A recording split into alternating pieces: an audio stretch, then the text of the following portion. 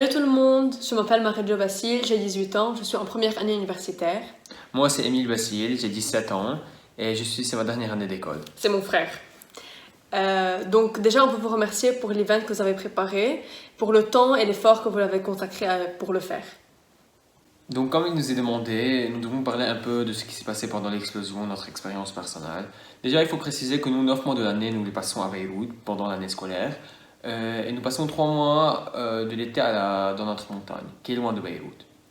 Donc le jour de l'explosion, on était censé, moi et Emile, être à Beyrouth pour une farewell de notre ami, qui est un endroit qui s'appelle Marem Khaïl, qui est juste devant le port. Nous allons un peu parler de Marem Khaïl après. Mais à cause du corona, ça a été annulé, donc on était à la montagne le jour de l'explosion. Donc déjà de ma part, le 4 août, j'ai décidé de prendre une sieste de 5 heures vers 6 heures. Donc quand l'explosion s'est passée, mes proches, mes amis et plein de gens ont commencé à m'appeler pour prendre de mes nouvelles parce qu'ils savent que j'habite à Beyrouth. Je ne comprenais pas l'ampleur de la situation, je leur répondais que tout va bien et le juste nécessaire. Quand je me suis réveillé, j'ai vu les vidéos et j'ai vu les nouvelles et ça m'a choqué. Donc de ma part, moi, j'étais aussi dans mon lit, je regardais un film, et par hasard, j'ouvre mon téléphone, je vois plusieurs missed calls de nos cousins, de mes amis, de personnes qui vivent, non, qui ne vivent pas au Liban. Donc je ne comprenais pas ce qui se passait aussi. J'ai vu des vidéos et j'ai été choquée. Je ne comprenais rien. Après, j'ai commencé moi-même à appeler mes amis et mes proches et d'autres personnes donc je n'ai pas eu de nouvelles d'eux. Plusieurs personnes ont été blessées, plusieurs amis, plusieurs parents de mes amis aussi. Et donc, mais merci Dieu, personne n'a eu quelque chose de très grave. Mais juste le fait d'appeler nos proches, d'appeler nos amis, d'appeler notre entourage pour voir s'ils sont encore vivants, pour voir si rien ne leur s'est passé, c'est vraiment quelque chose d'affreux et c'est vraiment très troublant. Donc on a décidé, moi et mon père, de descendre à Beyrouth pour voir les dégâts de la maison. Et quand on est arrivé aux alentours de Beyrouth, nous avons commencé à voir l'horreur. Il y avait des vitres partout, le sang par terre, l'embouteillage, les ambulances, le son, les sirènes des ambulances. C'était une expérience traumatisante. Après à peu près 2 heures de route, en général ça doit prendre 1 heure, nous sommes arrivés à la maison et les dégâts, déjà notre maison est considérée loin du port, mais les dégâts étaient vraiment énormes. Toutes les vitres étaient par terre. Voici quelques images de notre maison à Beyrouth après l'explosion. Donc après l'explosion, moi, ma soeur et quelques amis à nous, nous avons décidé de descendre à Beyrouth pour aider les maisons endommagées et tous les gens qui ont été affectés par cette explosion.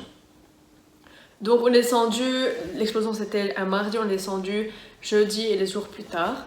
On est descendu à un endroit qui s'appelle Marem Khaïl et Jemaïs. Ça c'est une grande rue qui commence Marem Khaïl qui finit Jemaïs, qui est comme on avait dit très proche du port. Donc cet endroit déjà, c'est le centre si on veut de la nightlife à Beyrouth. C'est où il y a il y a beaucoup de restaurants, beaucoup de pubs, beaucoup de maisons qui sont anciennes. C'est vraiment de très jolie rue. Hein. Donc quand j'étais en bas, j'étais au milieu de la rue et je regardais autour de moi. J'ai vraiment eu la boule à la gorge et j'ai eu les larmes aux yeux parce que c'est littéralement les endroits où j'allais avec mes amis, l'endroit où j'allais déjeuner avec mes parents un dimanche, qui ont été détruits. C'est des personnes que je connais, leur maison, leurs shops, etc., qui a été détruit. Donc c'était vraiment très choquant. Donc juste voici quelques photos pour que vous compreniez comment Jemaïs et Marem Khaïl étaient avant l'explosion et après l'explosion.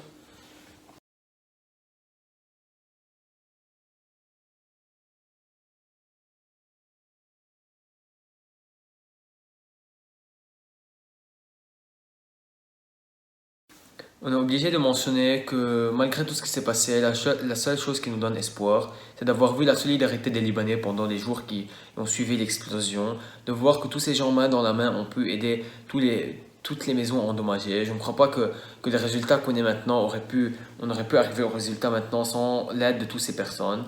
Et personnellement, je ne connais aucune personne qui n'a pas aidé ou mentalement, ou être descendu, ou sur terre, ou avoir aidé quelqu'un par le biais de n'importe quelle chose.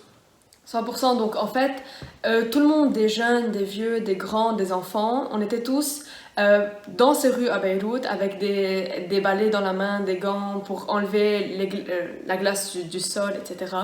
Donc on était, nous et notre groupe, on était en train d'aider des maisons avec d'autres personnes qu'on connaît vraiment pas, qui viennent entièrement d'autres régions du Liban. Donc ça nous a vraiment donné quand même un peu d'espoir face à tout ce qui s'est passé. Quelques jours après, le samedi, des millions de Libanais se sont retrouvés au centre-ville pour manifester à propos de la nonchalance des dirigeants. Ça fait déjà 1 an qu'on manifeste sur ce sujet et beaucoup d'autres sujets, mais voir la solidarité et tous ces Libanais qui pensent de la même façon et qui veulent le meilleur pour le Liban, c'est ce qui redonne espoir. Vraiment, et nous on est descendus, donc maintenant on va vous montrer quelques vidéos qu'on a pris à propos de cette manifestation qui était le samedi.